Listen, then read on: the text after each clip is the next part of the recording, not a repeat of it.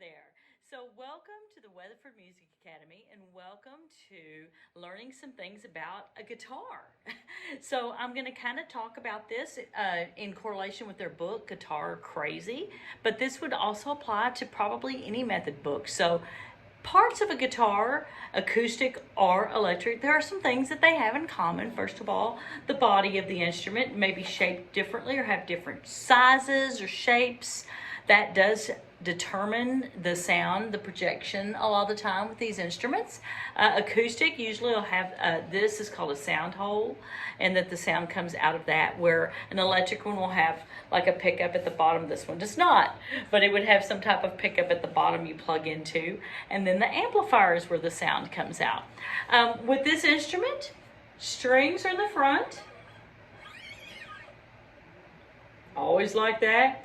This part has little lines. You might see those lines. These are called frets, these boxes. And this whole part here in the front is called the fretboard. That's where you're going to get most of your sounds by pressing down different spots within these squares to play the notes. Up at the top, this part's kind of important. These are called tuning pegs. There's one peg for each string. And, well, what am I going to do? That's a lot of pegs. Well, whatever string we're tuning, you just follow it up with your finger. Boom! Till you find which one it goes to, and that's how you adjust to make it go in tune with those tuners, or if we're going to use a tuning app. That's all important, and that's something that you'll be doing fairly frequently as you play a guitar. This is called the headstock, this part up here, where all that is. So, that was kind of that in a nutshell. Now, let's talk about how to hold the guitar. There's more than one way to hold it. The main thing is that you have your back straight. You don't want to be sitting back in the chair like this, or slouched up forward. You sometimes see people slouch forward like this. And neither one of those is a good idea. You want to be sitting up. It can be on your left leg. It can be on your right leg. That's kind of up to you and what your arm is comfortable reaching. One thing is with the neck of the guitar, you want it to be up a little bit. Sometimes you see people play with it up a lot. Sometimes I play with mine up a lot. What you don't want to see it drooping down, which you see sometimes people have their arm on their leg, they're drooping it way down. That's not a good hand position because it just puts your wrist at an awkward spot. The names of the strings. If you kind of look very closely at the strings, they kind of go, going from left to right. There's the fatter strings going to a skinnier string. The fatter string, when you look at the pictures, like on the page 1 of Guitar Crazy, they have it listed bottom to top, which makes sense. When you are looking, I'll turn it now to you. When you're looking at reading the notes, it's going to have it lined up like this, fat string going up. E is this bottom one, E, A, D, G, B, E. It's hard to do it like looking at you and looking at my phone, but E, A, D, G, B, E. You'll want to try to memorize those. Now, what do? How can I memorize those? Well, you got E on the top and the bottom. We just said that, so there's one thing. People like to make up little jingles. I don't know what you're going to make up. Elvis ate dirt. Go buy everything. That could be one. I've heard a lot of different ones. That's the one that just now came to mind. Elvis ate dirt. Go buy everything. I'm sure we can come up with some more. It'll be a blast to see what you come up with. Just make sure it's school appropriate. Now, going on to the next page, they talk about listening to as many guitar players as you can. And then, in this book, the next page kind of has like some different suggestions of people listen to in different music genres. Rock, blues, singer-songwriter, funk, jazz, metal, country, my favorite. Southern rock. Oh, I like Southern rock to an extent. Modern fingerstyle, classical, flamenco. That's beautiful playing. What they don't mention is pop. Well, gee, they didn't mention pop. That's because a lot of our students already listen to pop, and you need to try to open your horizons, open your ears, and hear some different things. All right, student page 4. How to practice. So, real important. Well, my mom signed me up for lessons, or I'm an adult. I signed myself up for lessons, or whatever your situation is. I decided I wanted to learn an instrument. Or I wanted to learn a second instrument. Where do I begin?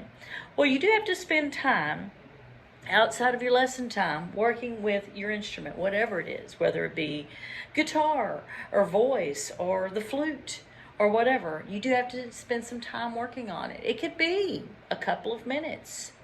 Take a break, get a drink of water, come back. It doesn't have to be a solid hour. I'm sitting there, you will practice now this entire time. It can be broken up into segments. That is very true. You want to have some time that you practice. It depends on how long you've played and how much you're working on as to the true amount of time that you practice. Right now we're going to talk about just finding the strings. E with your thumb.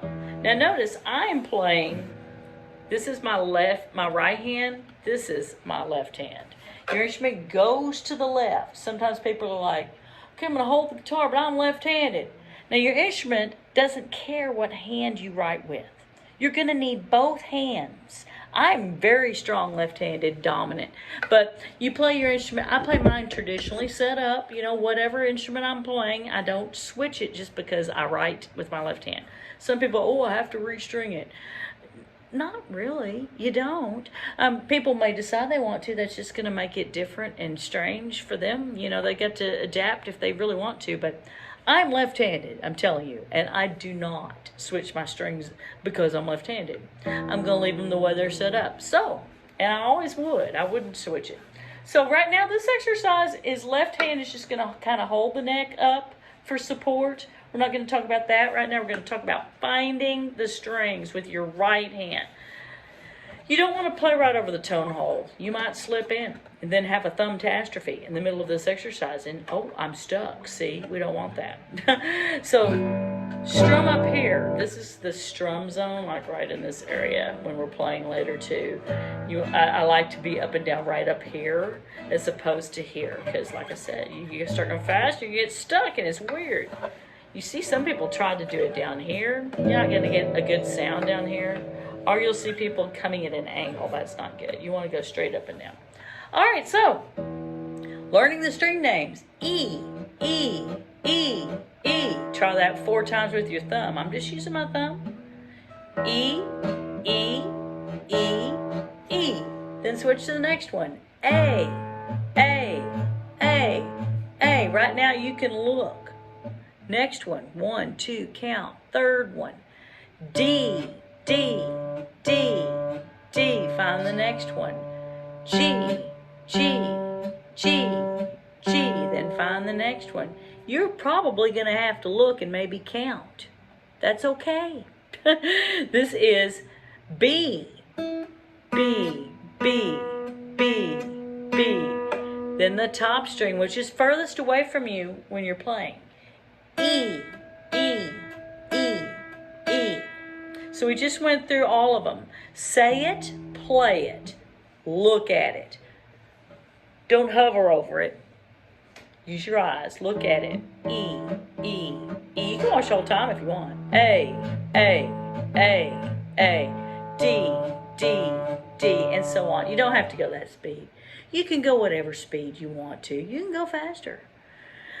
Probably you want to go slower, and that's fine. I mean, really it is. Okay, so the exercise on page 4 is the next step of what I just did called step climber. So with step climber, you're going to incorporate both hands now, your left hand and your right hand. So with your left hand, try to angle this. Watch my phone go gunk.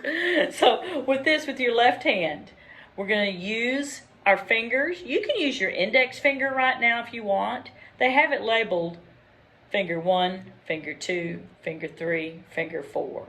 This is 1, 2, 3, 4, which is fine. You can do that. Your thumb should be somewhere in the back, not like this. Not like this. Your palm open. So they're showing starting here on this D. 1, 2, then ring finger in the 3rd fret box. 3, then 4.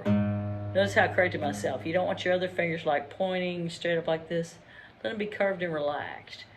Right now, you can also, just to get the feel of it, use your first finger to slide to those boxes.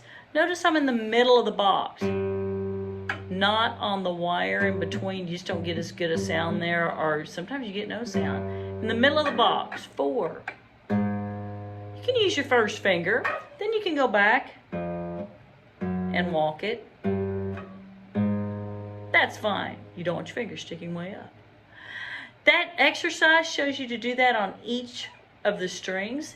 Elvis ate dirt, go buy everything. And that'd be a great first or second week. It takes you, actually, you can practice that for quite some time. Weeks, months, we can put it with a metronome. All of that.